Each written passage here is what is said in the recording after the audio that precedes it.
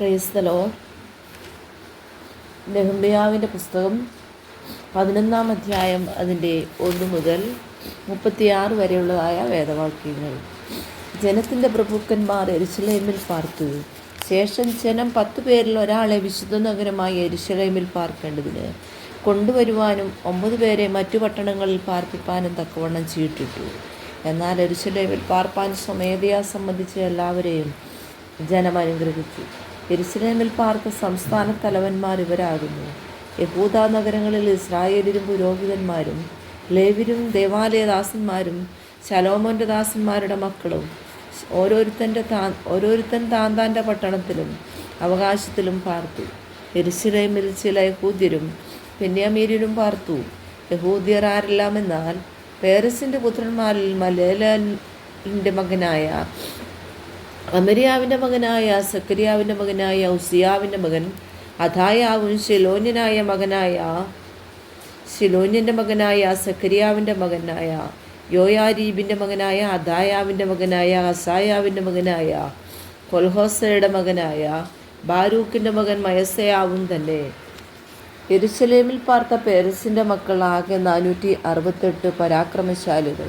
ബെന്യാമീന്യർ ആരെല്ലാമെന്നാൽ, സല്ലു അവൻ മെശുല്ലാമിൻ്റെ മകൻ, അവൻ യോവാദിൻ്റെ മകൻ, അവൻ പെദായാവിൻ്റെ മകൻ, അവൻ കോലായാവിൻ്റെ മകൻ, അവൻ മയസയാവിൻ്റെ മകൻ, അവൻ ഇഥിയേലിൻ്റെ മകൻ, അവൻ യെശയ്യാവിൻ്റെ മകൻ, അവൻ്റെ ശേഷം ഗബ്ബായി സല്ലായി. ആകെ 928 പേർ. സിക്രിയുടെ മകനായ യോവേൽ അവരുടെ പ്രമാണിയും ഹസ്നൂവയുടെ മകനായ യഹൂദ പട്ടണത്തിൽ രണ്ടാമനുമായിരുന്നു.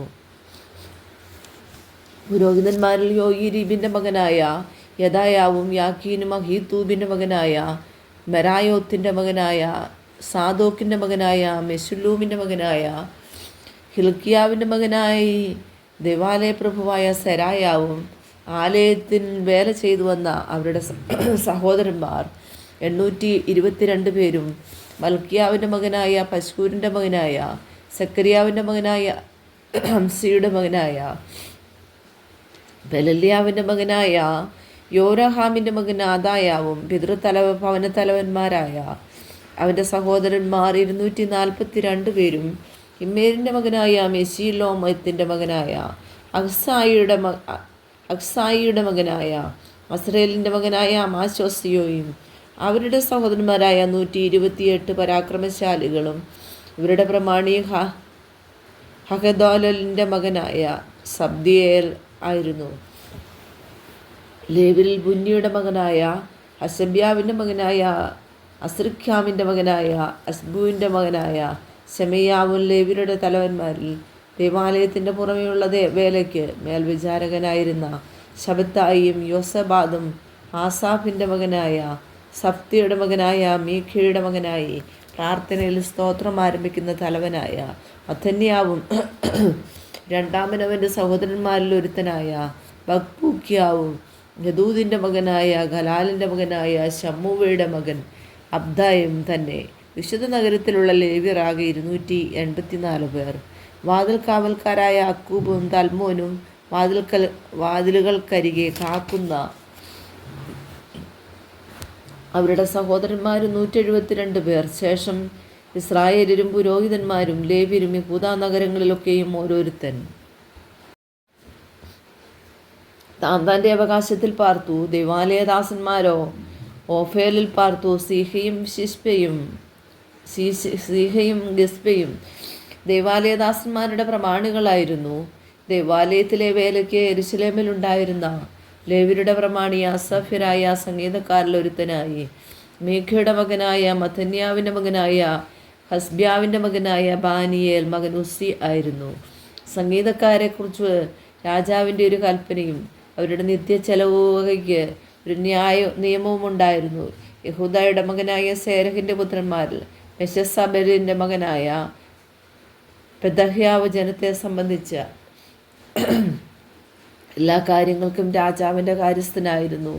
ഗ്രാമങ്ങളുടെയും അവയോട് ചേർന്ന വയലുകളുടെയും കാര്യം പറഞ്ഞാലോ, യഹൂദ്യരിൽ ചിലർ കിര്യത്തർബയിലും അതിൻ്റെ ഗ്രാമങ്ങളിലും ദീബോനിലും അതിൻ്റെ ഗ്രാമങ്ങളിലും യക്കബ്സേലിലും അതിൻ്റെ ഗ്രാമങ്ങളിലും യേശുവയിലും മെലാദയിലും മോലാദയിലും പേലേതിലും ഹസർഷുവാലിലും ബേർഷെബയിലും അതിൻ്റെ ഗ്രാമങ്ങളിലും സിക്ലാഗിലും മെഖോനായിലും അതിൻ്റെ ഗ്രാമങ്ങളിലും എൻരിമോനിലും സോരയിലും യാർമൂത്തിലും സനോഹയിലും അദുല്ലാമിലും അവയുടെ ഗ്രാമങ്ങളിലും യാക്കീശിലും അതിൻ്റെ വയലുകളിലും ആസേക്കയിലും അതിൻ്റെ ഗ്രാമങ്ങളിലും പാർത്തു. അവർ ബേർഷേബ മുതൽ ഹിന്നോൻ താഴ്വര വരെ പാർത്തു. ബെന്യാമീന്യർ ഗേബ മുതൽ മിക്വാശ വരെയും 5000 ബേഥേലിലും